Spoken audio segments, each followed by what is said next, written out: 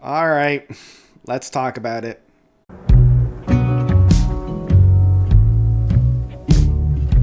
Dark Side of the Moon, Rogers version. Look, if he wanted me to call it Dark Side of the Moon Redo or Redux or something, he should have thought about following in Taylor Swift's footsteps and pulling a Taylor Swift. That's all I'm saying.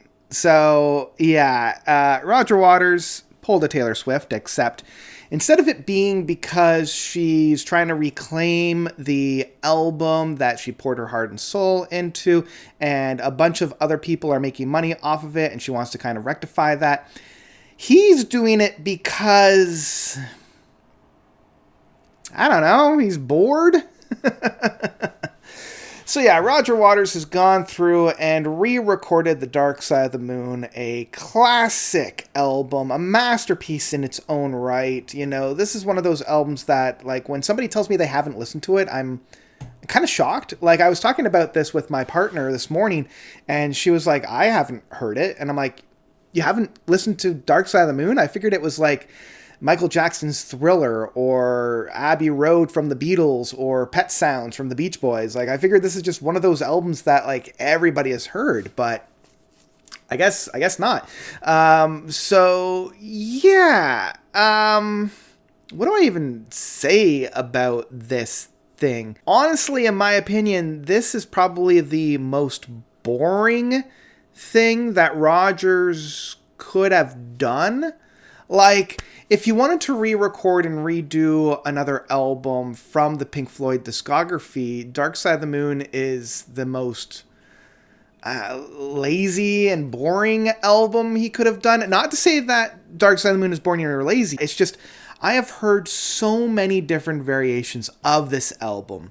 Like, I've heard a handful of purely symphonic albums of this by symphonies. I've heard, like, I don't know if you guys know, but like Mojo used to put out like CDs, like the magazine Mojo, and I have two of them, one for The Wall and one for Dark Side of the Moon, where each song is from a different artist.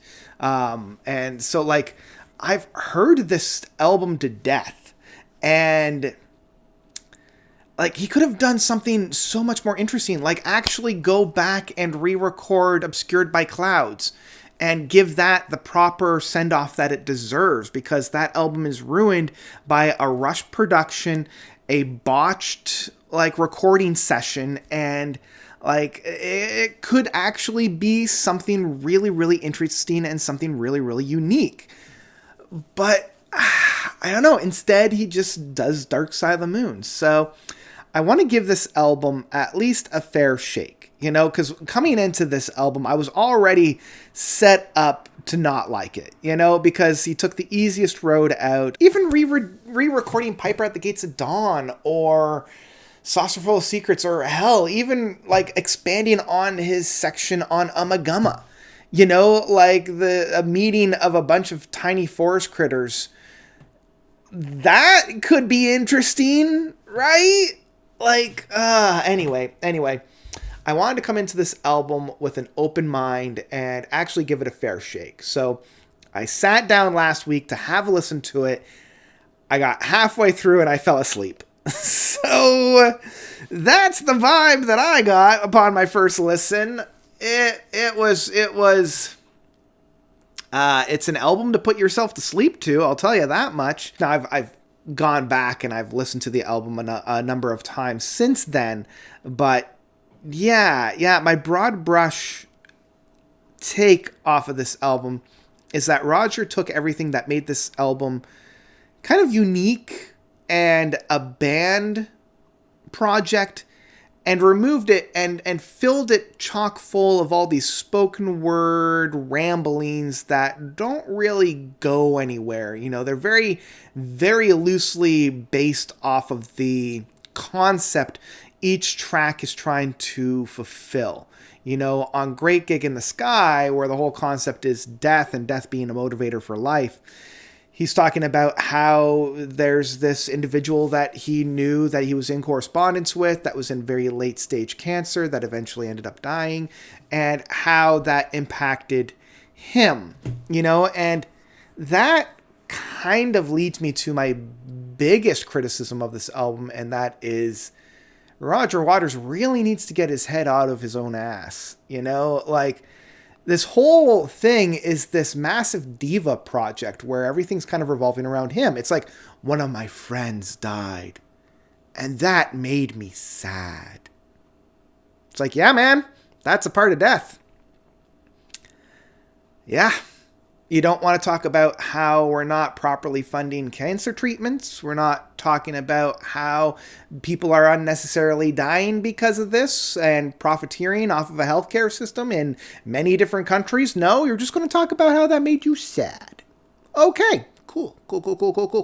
Let's talk about some of the things that I actually do enjoy about this album, because there's a couple things on here that I can at least appreciate. And I mean, the only track that I can at least kind of say was all right was Moment on Time, one of the big tracks.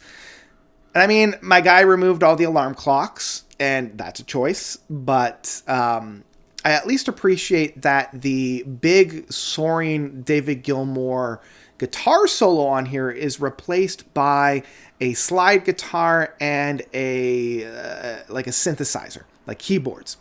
And that was interesting. You know, I liked that presentation. I liked how he at least provided a little bit of life outside of just the soaring guitar works. And I mean, Rogers had gone on record to say that, you know, David Gilmour has written some of the best guitar solos ever. He didn't want it on this album that he's doing. And sure. So at least he filled, you know, the space of one of the greatest moments in musical history with something that didn't immediately suck. You know, something that didn't immediately put my hair up. You know, it was interesting. The same can kind of be said about The Great Gig in the Sky. And look, we're never going to get anything close to the original vocals that was on that track. And even in live performances, nothing has really come close to the studio recording of that. But, you know, Roger's humming, which I assume that's what it is at least interesting. You know, like, at least he didn't try to do it with a synth. At least he didn't try to do it with another kind of musical instrument. He was just humming, and sure, that was fine. But that's really where the things that I liked about this album kind of stop for me. The rest of the album is boring. It doesn't really take any big risks, and the spoken word aspect throughout it kind of grates on me. You know, the biggest fault of that is on the track Money, where the big guitar solo and the big sax solo is replaced by the spoken word of this, like, welcome to hell, let me try that again, welcome to purgatory, let me try that again. I'm like, my guy, you're the one that's writing this. You don't have to submit it as if this is a first draft. One of the biggest ones that kind of grates on me in terms of the spoken word is on the Run, where he's saying that he woke up from a dream.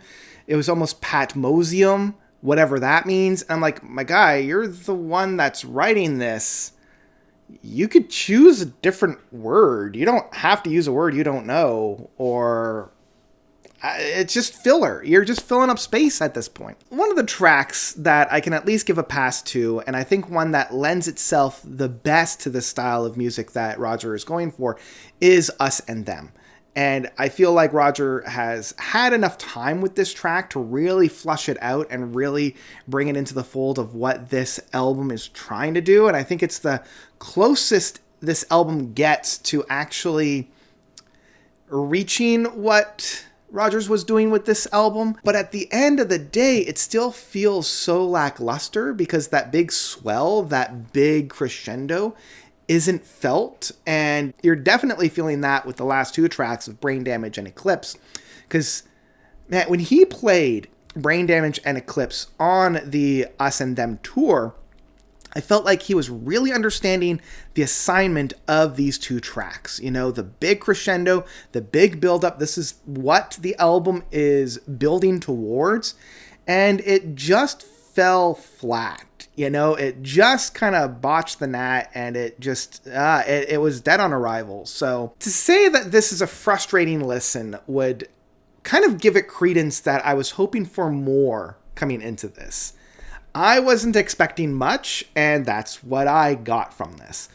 The best that I could say is that this is a good album to fall asleep to, because that's essentially what my brain does when I start listening to this. You know, it starts to wander, it starts to slip into the unconscious because it's just trying to get away from it. Again, this album isn't without its complete merits, but it just leaves my head scratched. You know, like, I keep coming back to this, but like, The Dark Side of the Moon is such a strange choice. Like, why not go back and redo, like, a final cut? You know, finally make that album a little bit more enjoyable. You know, that's practically a side project for you anyway. Why not go back and do anything else but, like, The Dark Side of the Moon, man?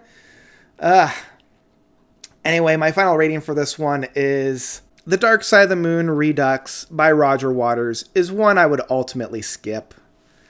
Like, at this point, if you're going to listen to this album, you've already given it a spin, and I wouldn't honestly recommend this album to anyone. Like, if you're going to listen to it out of morbid curiosity, just know that it's not really interesting. You know, like, at the end of the day,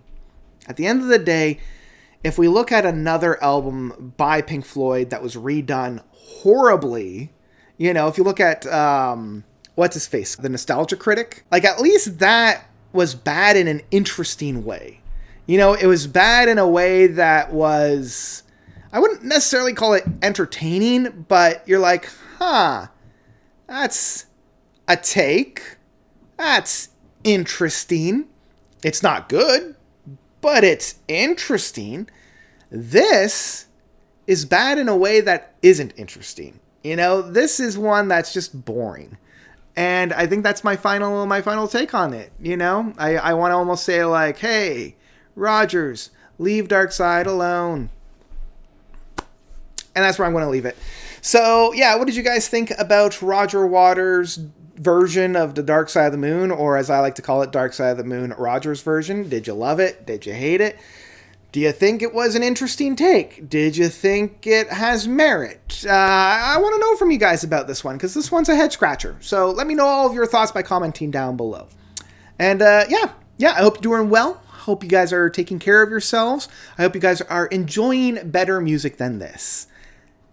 And that's all I've got. So thank you all so much for watching. As always, you guys are definitely the best. And until next time, notes out.